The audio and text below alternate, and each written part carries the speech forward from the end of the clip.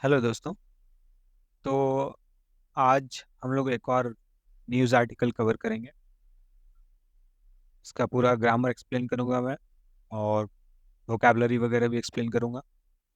तो हेडलाइन है garment goals need more than short term support. ये एक बड़ा ही सिंपल सा सेंटेंस है, सिंपल प्रेजेंट टेंस में है। गारमेंट गोल्स, ये हो गया सब्जेक्ट। जो हमारे देश का कपड़े का, टेक्सटाइल, अपैरल, क्लोथिंग, कोई भी नाम दे दीजिए। सो बेसिकली ये जो कपड़ों का एक्सपोर्ट इंपोर्ट का बिजनेस है इंडिया का, इसको अल्पकालिक यानी शॉर्ट टर्म, यानी छोटे समय के लिए सिर्फ सपोर्ट देना, बाद में छोड़ देना, गवर्नमेंट की तरफ से ध्यान नहीं देना, ये सफिशिएंट नहीं होगा। इसको इन छोटे छोटे सपोर्ट्स से ज़्यादा सपोर्ट करना पड़ेगा, तभी इंडिया अपने गारमेंट्स का जो लक्ष्य है, कपड़ों का परिधान का, उसको हासिल कर पाएगा।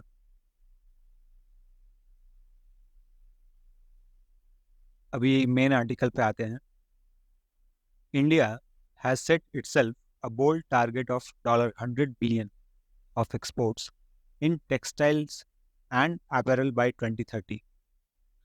भारत ने 2030 तक के लिए अपने एक्सपोर्ट्स के टारगेट को सेट किया है, जो कि काफ़ी हाई है, काफ़ी बोल्ड टारगेट है। $100 बिलियन का, यानी 100 अरब डॉलर का एक्सपोर्ट्स, डायरेक्ट जो रॉ मटेरियल होता है कपड़े का वो, और बने बनाए रेडी प्रोडक्ट्स होते हैं, दोनों को मिलाकर 2030 तक, 2030 तक। तो इस सेंटेंस में इंडिया सब्जेक्ट है, हैज सेट परफेक्ट टेंस वाला वर्ब है। हैज, हैव, हैड, ये सब तभी आता है जब परफेक्ट टेंस वाला वर्ब बनाते हैं। परफेक्ट टेंस वाला वर्ब क्यों यूज करना होता है, इस तरह के सेंटेंसेस क्यों बनाने पड़ते हैं? क्योंकि ये ऐसे एक्शंस को दर्शाते हैं जो शुरू तो हुए थे पास्ट में, लेकिन उनका रेलेवेंस यानी कि उनकी प्रासंगिकता, उनका महत्व वो अभी भी है, और कुछ केसेस में फ्यूचर में भी होता है। फॉर एग्जांपल इस केस में इंडिया ने टारगेट तो सेट किया होगा जस्ट अभी कुछ दिन पहले, लेकिन उसको कंप्लीट करने के लिए हमें अभी काम करना होगा और भविष्य में भी काम करना होगा 2030 तक, तब जाके ये टारगेट अचीव होगा। तो इस तरह के सेंटेंसेस बनाने के लिए आपको हैज, हैव, हैड, ये सब विल के साथ ये सब लगेगा, वो ध्यान देना पड़ेगा। Has, have present perfect tense में लगता है, हैड पास्ट परफेक्ट टेंस में लगता है। इटसेल्फ, इटसेल्फ ये जो वर्ड है, ये एक रिफ्लेक्सिव प्रोनाउन है। रिफ्लेक्सिव प्रोनाउन क्या होता है?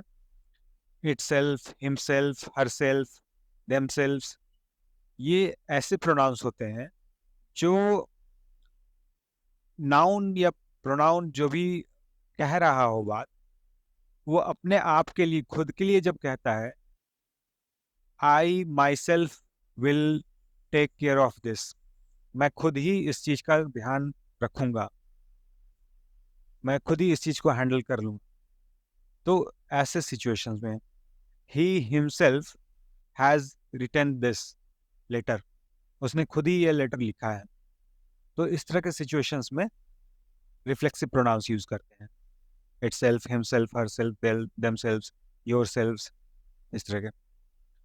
A bold target of $100 billion of exports in textiles and apparel by 2030। ये ऑब्जेक्ट है पूरा, यहाँ से बोल्ड से लेके 2030 तक इस सब्जेक्ट का। यहाँ पे इंडिया खुद के लिए ये टारगेट सेट किया है, इसलिए इटसेल्फ आया है, रिफ्लेक्सिव प्रोनाउन, जैसा मैंने अभी जस्ट आपको बताया। कोई खुद के लिए अगर कुछ कह रहा हो, कुछ कर रहा हो, तो वहाँ पे इस तरह के रिफ्लेक्सिव प्रोनाउंस आते हैं। उसके बाद ये पूरा का पूरा बोल्ड से लेके यहाँ तक ऑब्जेक्ट है। इसी में ये बाई जो है, ये प्रीपोजिशन, प्रीपोजिशन ऑफ टाइम बता रहा है ये, कि कब तक का ये टारगेट है, तो 2030 तक का टारगेट है, ये इस चीज़ का आंसर दे रहा है। अगर इस सेंटेंस में पूछा जाए क्वेश्चन, इस सेंटेंस से बनाया जाए कि इंडिया का कब तक ये $100 बिलियन का एक्सपोर्ट का टारगेट है, अब अचीव करने का टारगेट है, तो उसका आंसर होगा बाई 20। तो इसलिए प्रिपोजिशन यहाँ पे ये काम कर रहा है, टाइम फ्रेम बता रहा है।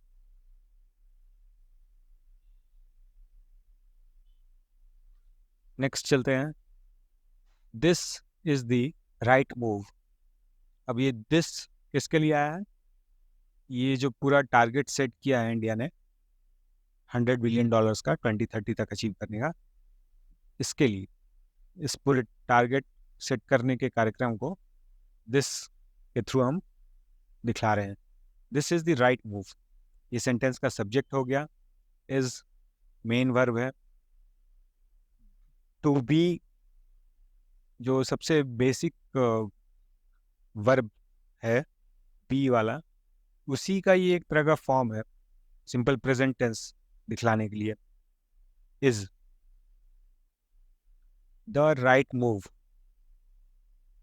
ये सब्जेक्ट का ऑब्जेक्ट हो गया, दिस का डायरेक्ट ऑब्जेक्ट है ये। तो ये जो टारगेट सेट करने का ये कार्यक्रम है, ये एक सही दिशा में उठाया गया एक कदम है, ये इस सेंटेंस में बताया जा रहा है, this is the right move.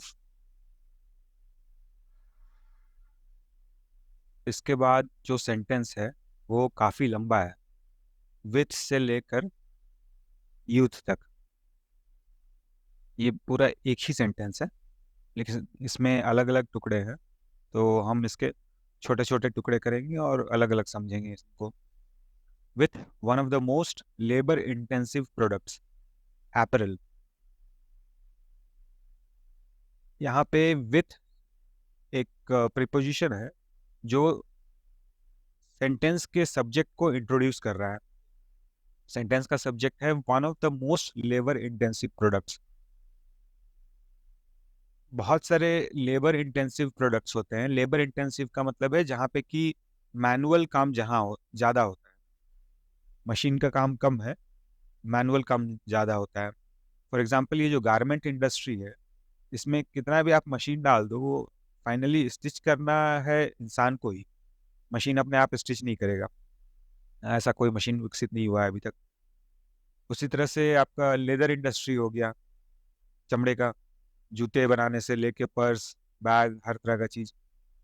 Jewellery वाला इंडस्ट्री हो गया, हीरो को तराशने के लिए, सोने के गहने बनाने के लिए वो इंसान ही बनाते हैं, उनको अलग अलग रूप और रंग देते हैं, रूप आकार देते हैं। मशीनें एक हद तक ही काम करती हैं, मेन काम इंसानों का ही। तो इन सब में इस तरह के जितने भी लेबर इंटेंसिव काम है, उसमें अपैरल यानी जो रेडी प्रोडक्ट बनाने का काम है, कपड़े का जो फाइनल प्रोडक्ट जो हम लोग पहनते हैं, वो इंडस्ट्री 50 to 60% है इस टोटल लेबर मार्केट का। इंडिया में जितने भी लोग मैनुअल काम करते हैं, इस तरह का लेबर इंटेंसिव काम, कपड़े का हो गया, चमड़े का हो गया, ज्वेलरी का हो गया, इसमें 50 से 60% लोग जो हैं वो कपड़े के इस इंडस्ट्री में काम करते हैं, जो रेडी प्रोडक्ट बनाने वाला पार्ट है। एक होता है कि टेक्सटाइल, मीटर का मीटर, हजारों मीटर, लाखों मीटर, थान का थान कपड़ा बन रहा है, वो एक अलग इंडस्ट्री है। जो फाइनल प्रोडक्ट जो पहना जाता है, ड्रेस जो पहना जाता है, वो बनाने का एक अलग इंडस्ट्री है। दोनों एक दूसरे से ही जुड़े हैं। और ये फाइनल प्रोडक्ट बनाने का जो इंडस्ट्री है, इसमें देश के करीब 50 से 60% लेबर इंटेंसिव, यानी कि एक तरह से कह लीजिए डायरेक्ट मैनुअल काम करने वाले लोग इंक्लूडेड है, इन्वॉल्व है। अब यहाँ से स्टार्ट करते हैं। This target will immensely will help immensely in overcoming our greatest challenge. This target, ये सब्जेक्ट को इंट्रोड्यूस कर रहा है। दिस कौन सा टारगेट? ये 2030 तक, 2030 तक $100 बिलियन अचीव करने का, एक्सपोर्ट्स में टेक्सटाइल्स और एपरल। टेक्सटाइल यानी धान के जो कपड़े होते हैं, और एपरल हो गया जो रेडी प्रोडक्ट होता है। इस टारगेट को अचीव करने का जो टारगेट लिया गया है, ये हमें इमेंसली हेल्प करेगा। इमेंसली मतलब होता है अत्यधिक, काफ़ी हद तक, बेहद। तो ये काफ़ी हद तक हेल्प करेगा हमें इन ओवरकमिंग। ओवरकमिंग मतलब किसी दुविधा को, किसी मुश्किल को पार करना, किसी चैलेंज को। In overcoming our greatest challenge, जो हमारा सबसे बड़ा चैलेंज है आज के डेट में इस देश में, वो है अनएम्प्लॉयमेंट, बेरोजगारी। इस बेरोजगारी को दूर करने में ये टारगेट, $100 बिलियन का जो टारगेट लिया गया है 2023 तक पूरा करने का, ये काफ़ी हद तक हेल्प करेगा। Will help, help main verb है, विल ऑक्सिलरी वर्ब है, यानी हेल्पिंग वर्ब। मेन वर्ब को हेल्प कर रहा है सेंटेंस को एक कंप्लीट सेंस देने के लिए, और ये एक सिंपल फ्यूचर टेंस वाला सेंटेंस है। हेल्प करेगा, फ्यूचर में हेल्प करेगा, अभी नहीं कर रहा है और ना ही पास्ट में किया है। इस टारगेट को अचीव करने के लिए जो भी किया जाएगा वो हमें फ्यूचर में हेल्प करेगा। किस चीज़ में हेल्प करेगा? जो हमारा ग्रेटेस्ट चैलेंज है आज के डेट में, सबसे बड़ा चैलेंज जो है इस देश का, बेरोजगारी, उसको दूर करने के लिए।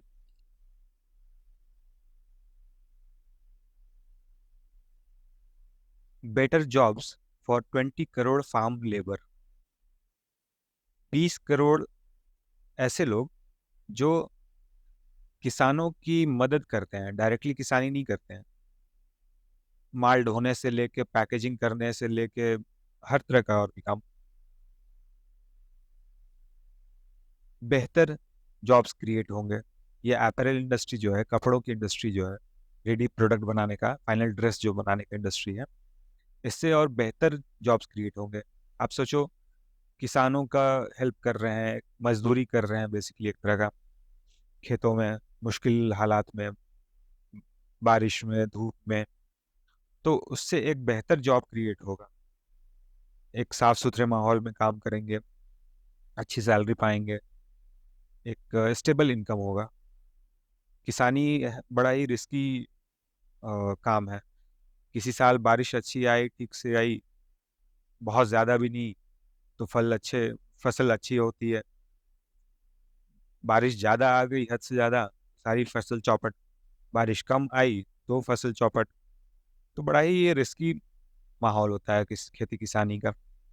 हमारे देश का बैकबोन है, ज़रूर है, लेकिन बहुत ही रिस्की है। जबकि इस तरह के काम जो है वो एक सुरक्षित माहौल में होते हैं, एक स्टेबल इनकम होता है, एक फिक्स्ड इनकम है कि हर महीने इतना आएगा। ये बारिश और धूप से इसको ज़्यादा फर्क नहीं पड़ता है। तो बेटर जॉब्स, जॉब हो गया नाउन, बेटर हो गया एडजेक्टिव, बेहतर काम।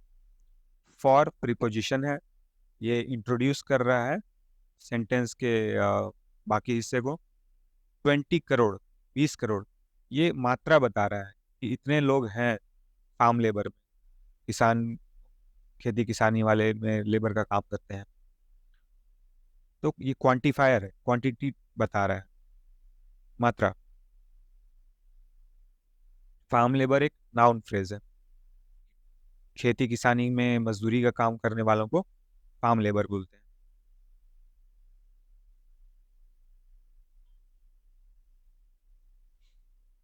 Women who want to be in the labour force and unemployed youth, जो लेडीज घर के कामों से फ्री होकर चाहती हैं कि अपने हस्बैंड का हेल्प करें, अपनी फैमिली का हेल्प करें, और एक्स्ट्रा इनकम कमाने के लिए, एक्स्ट्रा पैसे कमाने के लिए, वो लोग। और अनएम्प्लॉयड यूथ, बेरोजगार युवक जो इस देश के हैं, उनको हम जॉब्स दे सकते हैं।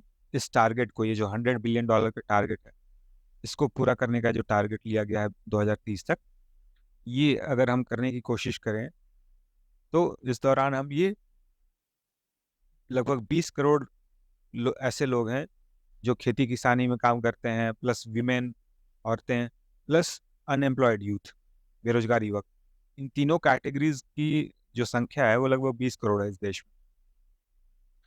तो इन लोगों के लिए एक बेहतर जॉब क्रिएट हो सकता है इस कपड़े के इंडस्ट्री में।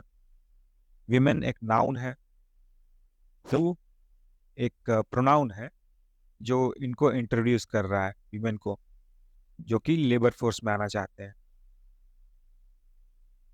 एंड एक कंजंक्शन है सेंटेंस के इस हिस्से को, वीमेन से स्टार्ट हो रहा है जो, और अनएम्प्लॉयड यूथ इसको जोड़ रहा है। अनएम्प्लॉयड यूथ अगेन एक नाउन है, नाउन फ्रेज कह लीजिए। एक सिंगल वर्ड होता है तो नाउन, फ्रेज एक सिंगल वर्ड होता है तो नाउन होता है, और एक से ज़्यादा वर्ड मिलके, दो वर्ड मिलके एक नाउन बना रहे हैं। बेरोजगार युवक, इस देश के ऐसे युवक जो काम नहीं करते हैं उनको हम बेरोजगार युवक कहते हैं, करेक्ट। तो वो एक नाम हुआ, किसी का ग्रुप का नाम हुआ, एक कॉमन नाउन कह सकते हैं एक तरह से। तो ये बना है इन दो शब्दों से, अनएम्प्लॉयड और यूथ को मिला के। तो इसलिए एक नाउन फ्रेज है, नाउन खंड है, फ्रेज मतलब खंड होता है। तो ओवरऑल ये है इसका पूरा हिसाब किताब। मैंने ग्रामर भी एक्सप्लेन किया, वर्ड्स भी एक्सप्लेन किए। आज के लिए हम लोग इतना ही करते हैं इसको। आप फिर से इसको देखिए वीडियो को और समझिए एक एक पार्ट को, एक एक वोकेबलरी को समझिए। Immensely, overcoming, apparel, labour intensive, इसमें ज़्यादा मैनुअल काम होता है, हाथ से ज़्यादा काम है, मशीन का कम काम है। अनएम्प्लॉयड यूथ, ये सब इम्पोर्टेंट वर्ड्स हैं, आपको हर जगह ये दिखेंगे, न्यूज़ में, मैसेजेस में, एग्जाम्स में। देश का बिल्कुल ये सबसे चैलेंजिंग मुद्दा है, तो इस पे अक्सर कुछ ना कुछ क्वेश्चंस को, न्यूज़, एसेज आता रहता है। ठीक है, अभी के लिए इतना ही करते हैं। नेक्स्ट पैराग्राफ नेक्स्ट वीडियो में करेंगे। Thank you, good bye.